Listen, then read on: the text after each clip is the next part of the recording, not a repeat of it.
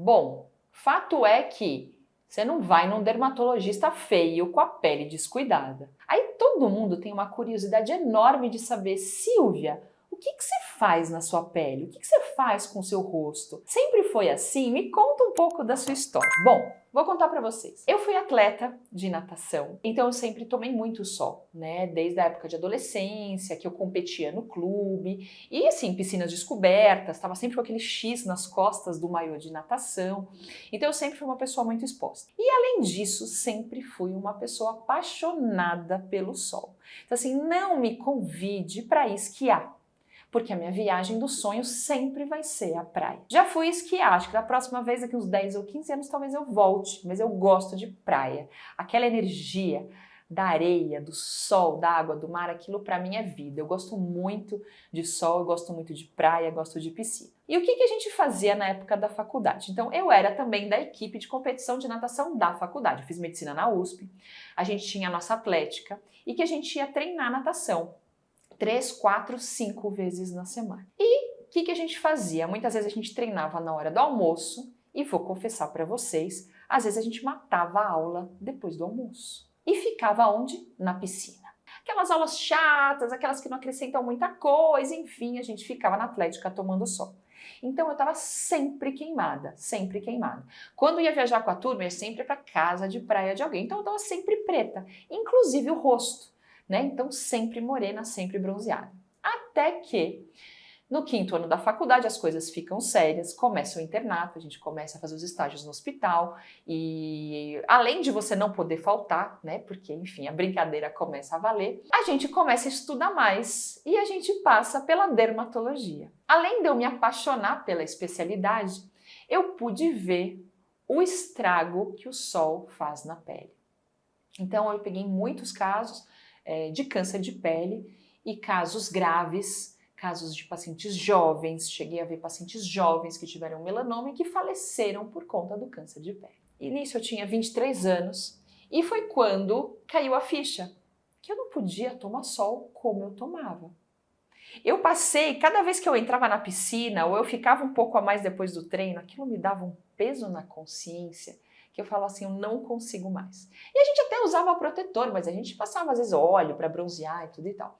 E aí a hora que você começa, assim, a consciência da medicina é uma coisa muito grande, né? É uma coisa muito pesada. E cada vez que eu lembrava, quando eu estava exposta, aquilo não me permitia me expor daquele jeito, né? Então eu acho que o meu despertar para o quanto o sol pode ser ruim, prejudicial e muitas vezes mortal, veio nessa época. No 5º ano da faculdade eu tinha 23 anos. Bom, daí pra frente meu cuidado com o sol aumentou muito, eu tomei a consciência do protetor solar, então eu uso o protetor solar no rosto no dia a dia, desde os 23 anos, né? O que para minha geração, que estou com 46, não era tão comum, né? Hoje as meninas têm muito mais consciência, né, de começar a usar protetor cedo, na minha geração ainda não, então isso é uma coisa no dia a dia e isso vem até hoje, né? Então, e é uma coisa que eu falo para os meus pacientes, eu falo assim, olha, se eu tiver que te dar um cuidado para a pele, né, não precisa ficar sendo creme, anti-envelhecimento, se eu tiver que te dar um produto, com certeza vai ser um filtro solar. E tem vários trabalhos que mostram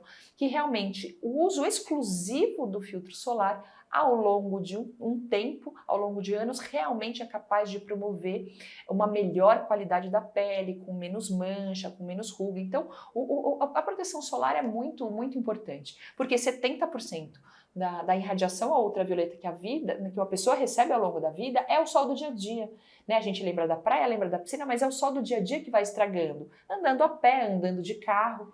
Né? Então, isso é uma consciência que veio muito cedo para mim. Obviamente, tem uma genética boa, né? Se você olhar a pele da minha mãe, ela tem uma pele boa. Minha mãe tem quase 80 anos e ela tem uma pele boa. E por tudo que ela fez na pele, eu falo que até que ela escapou muito bem, porque a minha mãe era daquela geração que passava óleo de urucum na pele. Essa geração mais nova não vai saber, mas a mais velha vai lembrar do Rayito de Sol, que era uma pasta de cenoura com óleo que passava para bronzear, né? Minha mãe passava Rayito de Sol no rosto. Então, assim, minha mãe sobreviveu bem a isso daí. Lógico, tem as manchas escuras, tem as manchas brancas, mas tá tudo bem. Então, assim, ela tem uma genética favorável. Então, genética influencia? Com certeza influencia. Confesso para vocês que o meu banheiro as minhas prateleiras são um pouco bagunçadas de produtos, porque eu tenho tipo uns 30 produtos diferentes na minha prateleira.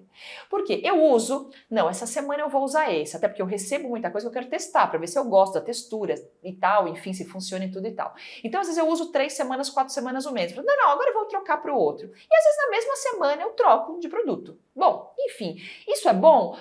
Talvez não, mas eu vou testando e a gente vai mantendo e eu sempre tenho alguma coisa no rosto. Silvia, você tem dias que você não passa nada no seu rosto? De dia não, de dia eu sempre passo o filtro solar, mesmo quando eu tô com preguiça. Às vezes eu passo com base, às vezes eu passo sem nada. Mas às vezes confesso pra vocês que à noite, que eu tô com preguiça, que eu tô exausta, eu durmo sem nada no rosto. Obviamente isso não é a regra, mas sou mortal e isso acaba acontecendo. Uma coisa que eu sempre faço, independente de eu estar exausta e morta com farofa, é limpar a pele. Eu posso não passar creme, mas a limpeza, tirar protetor solar, tirar maquiagem, isso eu sempre faço. Então isso é uma coisa que... E esse é um hábito interessante, porque esse eu tenho desde adolescente. Eu nunca consegui dormir sem lavar o rosto. Eu acho que isso, né, hoje como dermatologista eu sei que isso contribui, porque a gente sabe que toda a renovação celular do rosto, né, grande parte acontece no período da noite, então é importante a pele estar limpa. Mas às vezes confesso que eu dou o gato e não passo meus anti-ages, meus produtos anti-envelhecimento. Em relação a procedimentos, obviamente, por conta da minha especialidade, eu tive acesso muito cedo a procedimentos. Quando ninguém falava ainda de depilação a laser, eu já estava fazendo depilação a laser em mim, né? Então, isso obviamente que facilita. Se você testa tudo em você, eu testo em mim o que eu acho que faz sentido, né? Então, se é um procedimento que é voltada para uma pele mais fotoenvelhecida, eu não vou testar em mim só para saber como é que é, porque vai chegar a hora. Obviamente, agora partindo para os meus 50 anos, eu já fiz muita coisa, né? Então eu gosto muito de injetáveis, então faço botox há muitos anos, inclusive meu primeiro botox eu fui cobaia das residentes do Hospital das Clínicas, porque elas viram que eu tinha risco na testa. Silvia, quer tirar esses riscos na testa? Que eu tinha 25 anos, 26 anos. E aí, enfim, elas foram testar o botox em mim, né? E fizeram na testa, enfim. Preenchimento já fiz algumas vezes, poucas, na verdade eu fiz preenchimento 3 vezes. Bioestimulador, que é uma coisa que eu gosto muito para a qualidade da pele, né? Agora, partindo aí para os 50, a gente começa a ver que o pescoço está mais fininho, então comecei a dar mais atenção aí também para o pescoço. Enfim, eu me vejo como uma paciente normal, né? Tem dermatologista que assim, acaba exagerando e fica meio doido querendo fazer tudo ao mesmo tempo e achando que precisa de tudo. Eu sou bem tranquila, eu percebo as pequenas alterações que vão vindo com o processo do envelhecimento e vou tratando à medida que as coisas vão acontecendo e obviamente a parte preventiva que é super importante. Vamos fazer um laser para estimular colágeno, isso eu faço, enfim, mas sem loucura. Eu me considero uma pessoa vaidosa, que se cuida, mas que eu aceito o processo do envelhecimento. E o que eu digo para as minhas pacientes é que eu e as minhas pacientes vão envelhecer sem loucura e com dignidade.